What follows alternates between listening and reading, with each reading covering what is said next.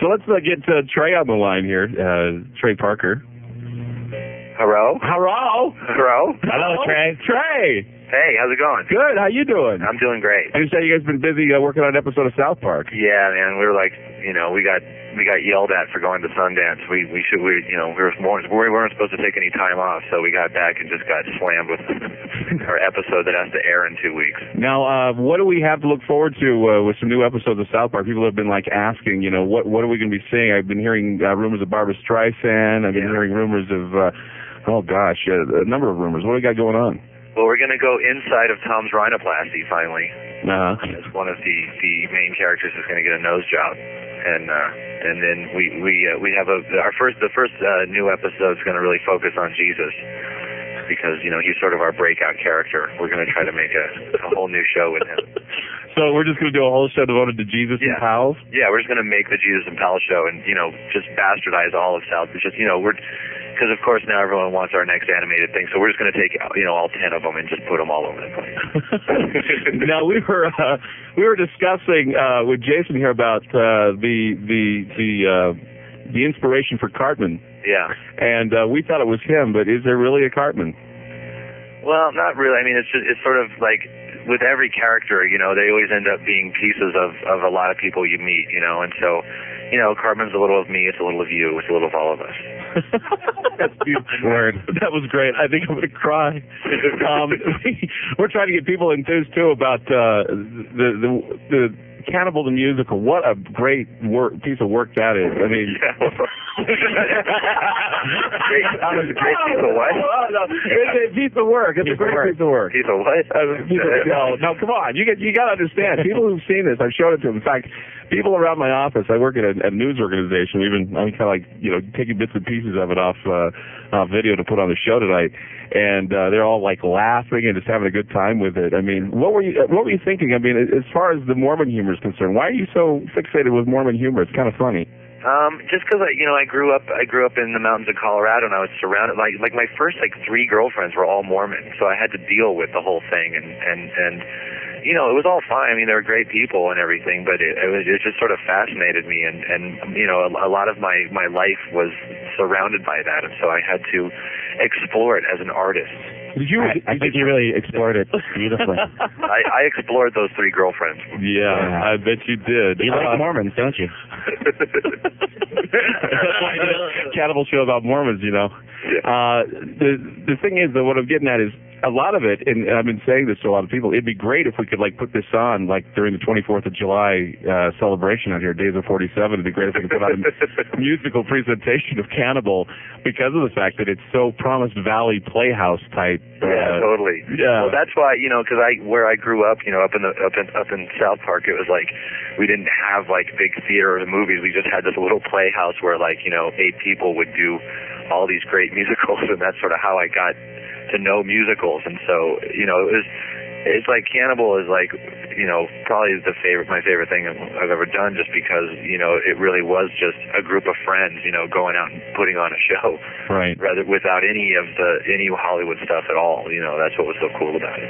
Well, I'll tell you, because the songs really capture. I mean, you just can't. Yes, Twinkle Day. I mean, it just dances in your head forever. I'm never going to get the song out of my head. And not only that, but the song that Alfred sings about his horse. Yes, that's that's my personal favorite. That's a good one. The sky is blue when I'm on top of you. Is that what it is? It was a lot more blue when I was on top. I wanted to play the whole thing tonight, but I didn't know if my audience would understand that totally. But I think it's just remarkable. It's an awesome piece of work. Cool, thanks, man.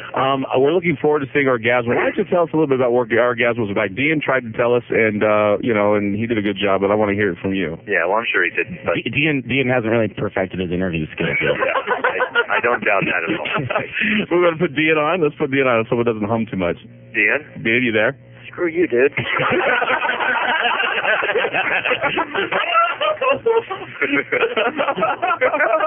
Let's just talk, fellas. What did you say about it, Dian? I just told him a story. You told us it was about midget clown Jesus or something. Oh, right. Yeah. No, it's just the story of a nice, wholesome Mormon missionary who is doing his mission work in L.A. and ends up inadvertently knocking on the door of a porn producer, and the porn producer really likes his look and wants him to take over the leading role of Orgasmo in this porn film. And the Mormon guy's, you know, he's troubled by it because he's offered so much money and he needs it for his fiancée, and he ends up doing it. And of course, the porn becomes like the hottest porn ever, and his face is everywhere. And you know, I mean, the movie about me. It's really the gist of it. All right, so there we got it. So we're going to be looking forward. Wait, was that better than Dian's? Well, I mean, you know, I kind of like the idea of donkeys and clowns too. I mean, right. Midgets, clowns, donkeys. You know. No, it's a cool idea. It's just not an Orgasmo. That'll be the next one. You'll go down to Mexico, do this on shooting on site. It's wild because actually our next film is called Donkeys and Clowns in Mexico. You weren't supposed to let that out. No, I'm just busting it out right here. Now, I was discussing this with a couple of my buddies last night. I was saying to them, you know, I think it'd be great if Trey and Matt did a musical, a sort of a comical musical about the Joseph Smith story. I think it'd be great. It would. We wouldn't even have to write the comedy. Oh. I just think that you guys would have a special take on it. I think it'd be a better take than most, and I think it'd be more entertaining. Well, I mean, you know, Monty Python made the Inquisition funny. So yeah, totally. I think you could make the First Vision funny or something like that. We're all about that. Anyway, let's take a call here from Puffy. Let's see if you can hear him. I don't know. We got 3 calls going now. Puffy, you're on Ground Zero. Hi. Oh, I'm doing no good. Kurt just put me on hold. Oh, okay. So he's going to come back to me. Oh, no, you're on the air now. But I don't have Comedy Central. I haven't been able to see it. Wait, this is Puff Daddy? Yeah, the white one. The white Puff Daddy. Yeah. Vanilla Puff. Dude, Puffy, you've changed, man. Well, you know, with all those drugs. Sure has that problem. So you're not so funky anymore. That's true. I mean, you know, it's hard to get. I mean, TCI does not have South Park in all latitudes here in the state of Utah, so we're all pissed off about it. Yeah. Well, you know, it's the same in Colorado, which is really ironic because you know I'm born and raised, and the show is about Colorado, and most of Colorado doesn't get it. You know, so yeah, it's both good and bad. You know, it's cool that we're not everywhere because I think if we were, that people get sick of us real quick. Do you like the bootlegging aspects of it? I mean, a lot of people have bootlegged South Park. I guess you're aware of that. Yeah, no, I'm all about it. You know, it's cool, and it's great that, you know, people are like, man, does it upset you that everyone gets Spirit of Christmas for free off the internet and everything? And it's like, no, you know, we made that movie for people to see and laugh at, and that's the same reason we make South Park, and we're making enough to be comfortable, and that's all we ask for, and you know, I want as many people to see it as possible, and if it means people have to bootleg it, then do it. Now, George Clooney was on South Park as the dog Sparky. Yeah, the homosexual dog. The homosexual dog. And I was just curious if you have any other plans to bring other special guests on. Yeah, well, actually, we've in the 4 episodes coming up in February. It was really funny because, you know, as soon as the show kind of hit, we realized we could kind of meet whoever we wanted to meet. And the first person we had to meet was that chick from Species. Oh, yeah. Yeah. I know who you're talking about. Natasha Hedrick. Yeah. Dude, that chick is fine. It's one of the best movies ever made. Yeah. It's like, who cares? Right. But so we knew we had to meet that chick. So we had her come in and do a guest voice that's coming up in one of the shows. And then the other person I really had to meet, I'm a huge fan of The Cure, so I had to meet Robert Smith. Right. And so he's got a guest voice coming up, too. Any guest voice for Lloyd? I mean, Lloyd's standing here saying, you know, Lloyd's in the room today. You know what? Lloyd is more of a live action actor. You know, his craft is really so much better. You know, he's a physical comedy. Much better personified live and where you can see him. So you know that I'm hung like a baguette, I think. What you're trying to say, Trey. So in other words, Lloyd's not getting any voices on South Park. Now, if anyone was to offer you a live-action South Park, would you take it? If they were to say, we found some kids that look like the characters, they're, you know, would you take it? I don't think so, because I don't think it would work. I mean, you know, it's like, Cartman's Cartman. If you even tried to change his voice, I think people would revolt. You know, it's like, I don't. Once it's out there and once it's established, I don't think you can change it or people won't like. I mean, I wouldn't want to see anyone trying to be Cartman. I mean, there are a lot of people that try and imitate it. I know that you know, I have people who, I don't know. I told you this last night. I said that, you know, I work for a metro agency and we have like 18 radio stations online that take newscasts. Right. and I had sent Kyle's mom's a bitch down the line Right. just for a joke. And I got so many phone calls from people going, Clyde, that's so funny. Where did you find that? So, I mean, I bet if they wanted to air it, they'd air it. But we aired it tonight, and so I think that, it is a nice treat to hear that. And I found out something last night. I think that's really great. You are Cartman's voice. You do Cartman. Cartman's voice. What voices do you do besides Cartman? I do Mr. Garrison, the teacher. Mm-hmm. I do Stan, the kid with the little tough ball on his head. Right. I do Mr. Hankey. Officer Bar Brady. Do you do Mr. Hankey? I do Mr. Hankey. Howdy ho! Does your shooting smell like balls? Everybody here is just loving it. I was thinking that Mr. Hankey had to do a country album. That's a good idea. I think you should call it if it ain't country, it ain't, Actually, we had to come up with another. We're now trying to write the episodes for summer, and so we just had the revelation today that Mr. Hankey has to have sex with someone's mom. Oh my gosh! Of course. Yeah, because think about that one for a minute. Oh man, This sounds pretty hot. Okay. Dian, what do you have to say about that? That was pretty cool. Dian, are you drunk? Dian's drunk again. He's all drunk and naked in the apartment. Well, he was sitting there getting off on my low voice there for a minute, and then I thought this was getting kind of weird. So I didn't know.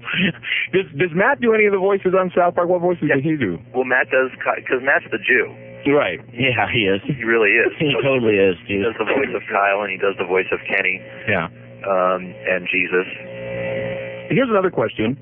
Why is it that, I have a brother named Kenneth, Yeah. and it used to be that I was like the guy who had to take care of him. Right. I remember one time he swallowed a marble. My mother beat the hell out of me because she said that I had him swallow the marble. You let him swallow, yeah. And one day he got caught in the canal out by my house. Yeah. I got in trouble for that too because he says, "What are you trying to do? Kill your brother Kenny?" And I'm thinking, every time I see that where he goes, "You bastards! You killed Kenny!" It just takes me back to my childhood when my brother Kenneth was getting into all kinds of trouble. Did you have a brother named Kenny? I didn't have a brother named, but he was, of my group of friends. Kenny was sort of the poor kid that you just never really cared what happened to Kenny. That was the point. He was kind of the poor quiet kid. And so you let him get the crap kicked out of him. Yeah, Kenny's got mono. It's like, oh, who cares? No.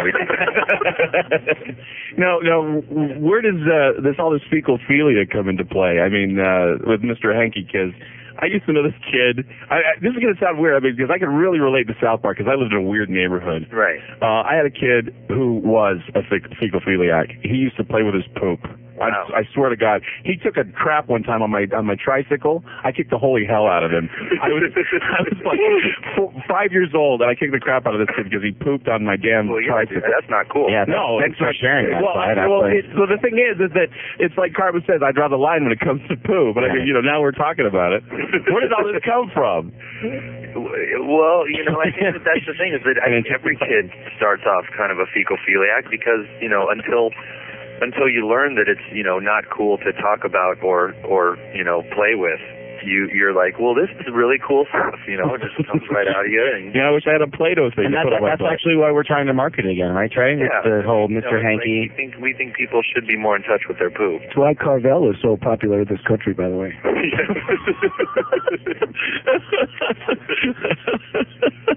All right.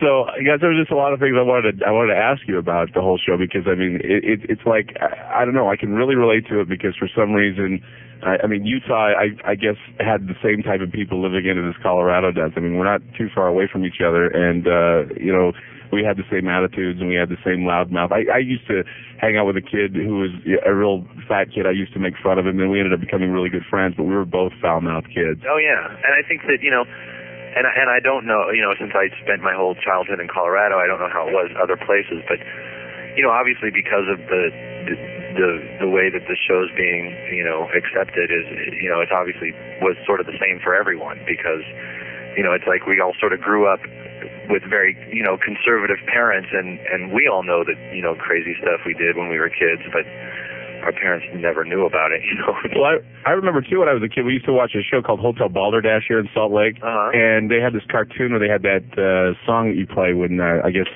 the aliens come in and Hardman starts singing that in the spring and in the June and the summer. Oh yeah. I remember that song used to annoy the hell out of me when I heard that on cartoons. Yeah, totally. There's that little owl. Yeah, it was that stupid owl. He used to sing that song. It was so bad. But yeah, we saw that. We were like, just starting with South Park, and that cartoon came on, and I just, had this. I was like, Carmen's got to sing this song. Oh man. Yeah. That's great. Well, Trey, it's great having you on. It's great having everybody on tonight. It was good to meet you in Park City. I'm glad you were able to make it. It was fun, man. It was fun. We know. I know deep down, and I know. I think everybody else out there who's seen your work and seen the work of Matt as well. I think we know deep down that you guys are going to be a lot bigger than you are now in a few years' time. I mean, you guys are just like skyrocketing to all kinds of stuff, and I tell you, I'm looking forward to seeing more of your work because, I never saw Cannibal. I finally got a chance to see it, and I saw it last night again, and, each time I see it, I just laugh out loud, and South Park always kills me, and I'm looking forward to seeing Orgasmo because I know that it's got that kind of humor in it, and I think if you stick to that, I think you guys are going to be remarkable, and you're going to be huge. Right on. Thanks a lot, man. I appreciate it.